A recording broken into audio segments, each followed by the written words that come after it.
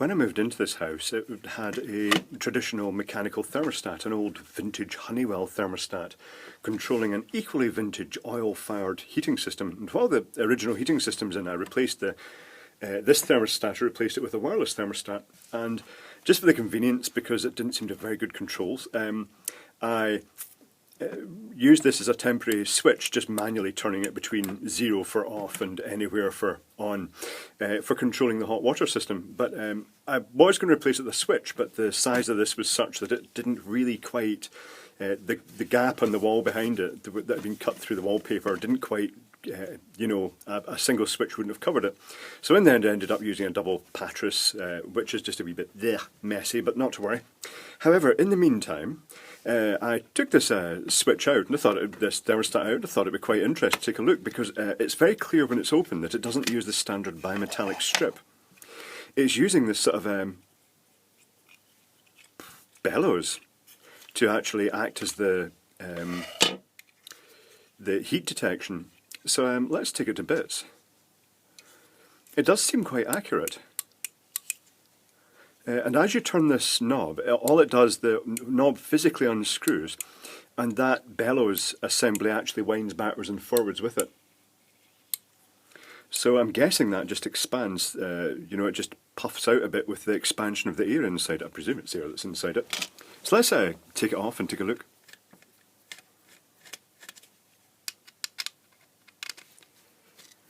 It's very retro, but having said that, I've seen a lot of these about. It's worth mentioning that the majority of hardwired thermostats seem to work at mains voltage. Just be aware of that. You get low voltage ones, but don't let your guard down and assume that they're all low voltage, because some of them are mains voltage. Okay, so this has a sort of just a hole in the back of it that sits over that pin. Here's the diaphragm, kind of reminiscent of the air pressure diaphragm of barometers. I wonder, it's kind of crimped. Well, it's not crimped, it looks as though it may be physically welded, as if something's rolled round it, passing high current through, and it's welded it all the way around to trap the air inside. Let's heat that up and see if it expands. So at the moment it's about 4 millimeters thick. Let's get the heat gun into it and see if it expands much. I can see it expanding already. Yeah, that's gone up to about 6 millimeters thick, which is probably, oh, and more. I'm not going to push my luck here.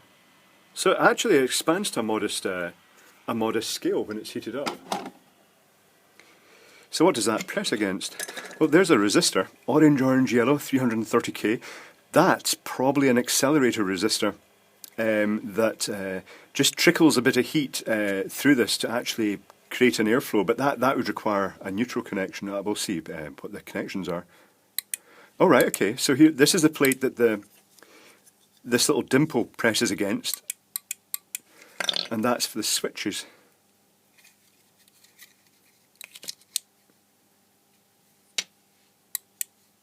Okay, it's just a standard click switch. You know, the one with the little sort of like the sprung steel strip with the sort of like the rib down the middle, going between contacts. So let's see. Well, let's take the back of this off, in fact, to see the wiring. I can see a capacitor. Oh, everything's falling off. Okay, now it's time to actually find out. There's probably a suppression capacitor just to quench any arcing across the contacts.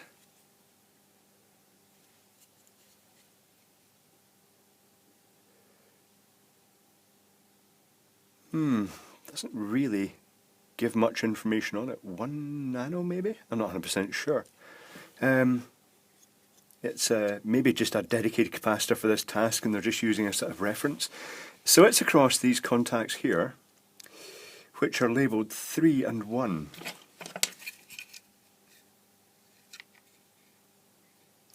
One is live in, and 3 is the switched contact output, which I'm guessing, hold on, where's the meter? Oh, I've kind of like, it's kind of pointless now that I've just ripped all that out.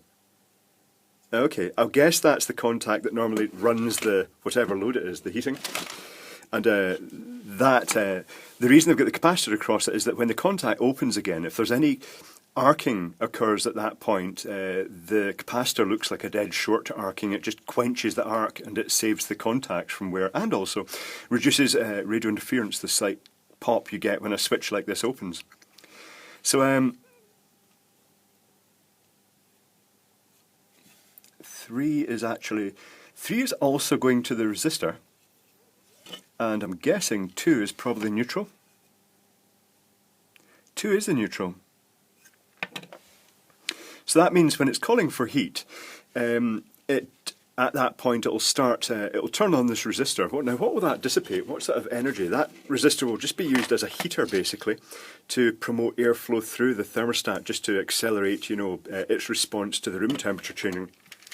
So it's 330k, so I equals V over R, so 240 volts divided by 330k equals, oh, it's drawing hardly anything, it's drawing just under a milliamp times 240 volts, so it's dissipating just under 1/5 of a watt. So it's kind of well rated. I think it looks pretty much like a 1/2 watt resistor, and that just provides that little bit of warmth to accelerate things.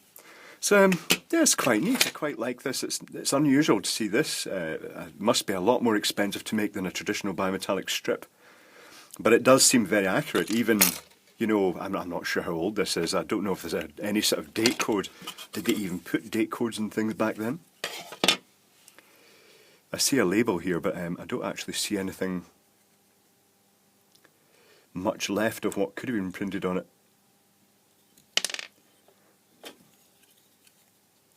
Yeah. Let's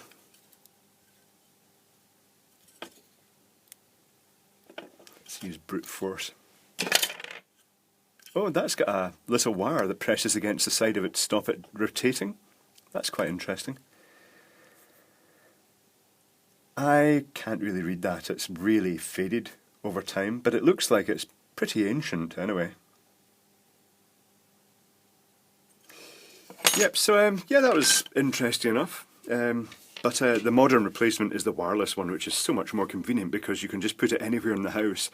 And all you do is, back at the boiler, with the wireless one you have the receiver unit which you just provide mains to, and it's got the switch contact that would emulate the switch contact in this thermostat, and then you've got a fully programmable thermostat that has all the timing functions in it as well. And you set it for the times of the day, you set transition points in the day that, say for instance, at 8 o'clock in the morning the temperature will go up to about 20 degrees centigrade, and then at 9 o'clock when you've gone out to work it will go back down to about maybe 10 degrees centigrade just to keep the chill out, and then you just set transition points. Very versatile, the modern ones, much more versatile than these. And of course, I could bring it through here and I could stick it in the wall through here, wherever you want the remote control thermostat. It just makes it so much more versatile. But obviously back then they didn't have that, so that's why they had these more traditional ones. And as I say, do remember that quite often if you find these old thermostats on the wall, just treat them as like being live at mains voltage, because they quite often are. But yeah, quite a nicely built unit, quite nice.